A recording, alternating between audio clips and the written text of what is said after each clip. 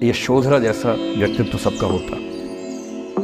बुद्ध की रियल कहानी क्या है शायद किसी को नहीं पता। मैं जिस कहानी की बात कर रहा हूँ, मैथिली शरण गुप्त नाम के एक बड़े प्रसिद्ध कवि ने यशोधरा नाम की पुस्तक में वो कहानी लिखी है, भूमिका में जिक्र किया। बुद्ध बचपन से ही थोड़े से वैरागी किस्म के व्यक्ति थे। उनकी कुंडली देख के एक ज्योतिषी ने बताया भी था। माता पिता बहुत परेशान थे। शुद्धोदन उनके पिता का नाम था। माता पिता ने बहुत कोशिश की कि इस बच्चे का मन विरक्त न हो। अच्छा महल बनवाया, सारी सुविधाएं दी। जैसे ही बुद्ध थोड़े से किशोरावस्था में आए, उस समय की दुनिया की सबसे खूबसूरत महिला से, लड़की से, यशोधरा से उसकी शादी करवाई। यशोधरा के पिता ने काफ़ी एग्जाम लिए बुद्ध जी के, वो सारे एग्जाम में पास हुए तब जाके शादी हुई, ऐसे नहीं हुई। शादी हुई तो बुद्ध भी ठीक था, रमे रहे उस जीवन में। बेटा हुआ उनका राहुल। अब बुद्ध की विरक्ति का भाव बढ़ता जा रहा था। 29 साल की उम्र के आसपास ऐसा हुआ कि उन्होंने एक मृत व्यक्ति को देख लिया, एक बूढ़े को देखा, एक भिखारी को देखा, एक बीमार को देखा। विरक्त हो गए और उनका मन हुआ घर छोड़ दूं, ज्ञान की खोज में चला जाऊं। अब ज्ञान की खोज में जाएं, उनको पता है कि भाई मेरी पत्नी भी है, मेरा बेटा भी है, राज्य भी है, कैसे छोड़ दूं? छोड़ना जरूरी है। अंदर की आवाज है कि छोड़ो, तुम इस चीज के नहीं बने हो, तुम्हारा स्वधर्म कुछ और है। बाहर की जिम्मेदारी है कि छोड़ नहीं सकते।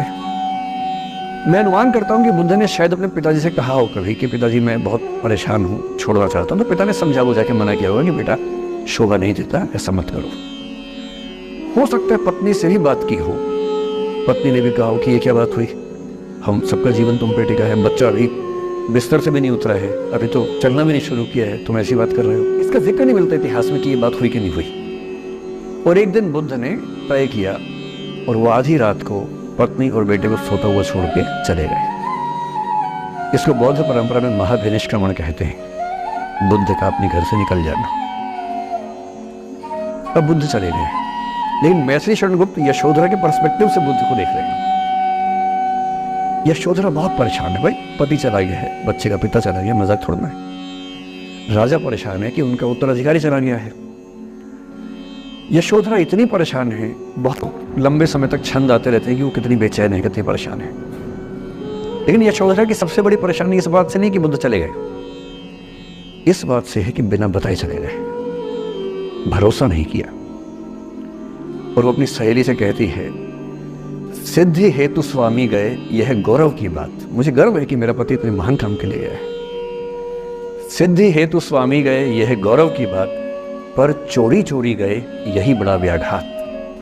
सखी सखी वो मुझसे कहकर जाते, कह तो क्या वो मुझको अपनी पथ बाधा ही पाते, क्या मैं रास्ता रोकती उनका? उसके मन में ये मलाल है कि बिना बताए चले गए। वो इस भाव को लेट गो नहीं कर पा रही, परेशान है। फिर बुद्ध को ज्ञान मिला 6 साल की तपस्या के बाद, बोधगया में बोधि वृक्ष के नीचे ज्ञान मिला। बात फैल गई। जो 5 शिष्य बुद्ध को छोड़ के भाग गए थे उनके बुरे वक्त में, उन्हीं 5 को बुद्ध ने सबसे पहले ज्ञान दिया सारनाथ में, जिसको धर्म चक्रवर्तन कहते हैं। बुद्ध की ख्याति बढ़ने लगी। शुद्धोदन ने बुद्ध के पास, अपने बेटे के पास कई लोगों को भेजा ये कहने के लिए कि भाई यहां भी तो आओ, हमसे भी तो मिलो। बुद्ध का ऐसा प्रताप था कि जो उनके पास जाता वो बुद्धम शरणम गच्छामि हो जाता, वापस ही नहीं आता।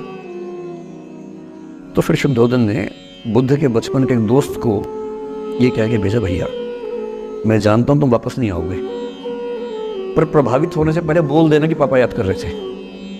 तो वो गया, उससे वायदा निभाया, हो तो गया, बुद्ध के संग में दीक्षित हो गया, पर वायदा निभा दिया।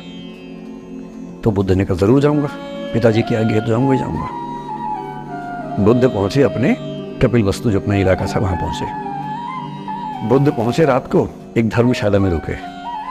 अब वहां हल्ला मच गया कि राजा का बेटा धर्मशाला में। बुद्ध ने कहा भाई मैं देखो राजा का बेटा बनकर नहीं आया हूं, मैं बुद्ध बन के आया हूं। सुबह उठ के भिक्षा मांगने लग गए उस इलाके में, अपने ही पिता के राज्य में। पिता ने सिर पीट लिया कि भाई क्या कर रहा है। फिर बुद्ध ने सूचना भिजवाई कि मैं बुद्ध हूँ, बेटा हूँ संयोग से, ठीक है मैं आ रहा हूँ मिलने के लिए, पर मैं बुद्ध होके आया हूँ, मेरी चर्या है, नियम है, मैं भिक्षा से ही जीवन जीता हूँ। ठीक है, पिताजी ने कहा चल कोई बात नहीं। फिर बुद्ध गए पिता से मिलने, पिता से मिले, सबसे मिले, भरी सभा में। लेकिन यशोधरा नहीं आई मिलने के लिए, लेट गो नहीं कर पा रही थी। उसके मन में दर्द था, छुप के क्यों गया, बता के जाता। बुद्ध ने पूछा पिता से कि यशोधरा कहाँ है। तो बोले कि वो कह रही है कि अगर बुद्ध मिलना चाहेंगे तो खुद ही मिलने आएंगे मुझसे, मैं क्यों जाऊँगी भाई, आत्मसम्मान भी तो कोई चीज़ है, मैं क्यों मिलने जाऊँ।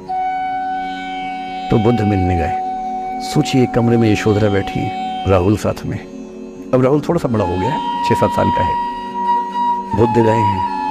अब आपके मन में आ रहा है कि बुद्ध वहाँ जाके बोलेंगे सॉरी मैंने गलत किया, I hurt you, I really feel sorry. Buddha है वो बुद्ध, वहाँ जाके क्या बोल रहे भला है, भिक्षाम देहि, भिक्षा दो। यशोधरा कितनी महान महिला रही होगी, उसने अपने बेटे का हाथ बाप के हाथ में दे दिया। लेट गो का इससे महान उदाहरण दुनिया के इतिहास में नहीं है कि चलो आखिर तुमने आके झुक के कुछ मांगा तो सही। उसकी जितनी ईगो थी, अहंकार था, सब विगलित हो गया। और जो औरत परेशान थी कि मुझसे बिना बताया गया, उसने अपने बेटे को दे दिया कि इसको लेके जाओ, क्योंकि मैं जानती हूँ कि तुम महान काम कर रहे हो, और तुम महान काम कर रहे हो तो मैं क्यों बीच में आऊंगी भाई। मेरा पति महान काम कर रहा है तो मुझे खुशी होनी चाहिए, और तुम्हारी उस खुशी में मैं क्यों पीछे हटूं। बस मुझे भरोसे में लेके जाते